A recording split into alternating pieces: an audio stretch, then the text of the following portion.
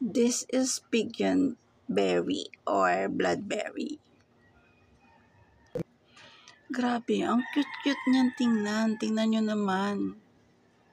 Ang cute. Parang ang sarap niyang kainin. Kaya lang, hindi siya talaga pwedeng kainin. Hindi siya edible. Toxic siya for human. This is for birds only or for small mammals. These berries are consumed by wildlife. At sila rin yung mga ibon na to, sila yung mga nagkakalat ng seeds. Kaya kahit saan ka pumunta, marami talagang ganito, lalo dito sa lugar namin. Marami siya. Maraming ganito, maraming cute, sobrang cute na mga berries, mga bloodberries. Ayan o, ang ganda-ganda niya. Para siyang Christmas decor kasi ang dami-dami nila.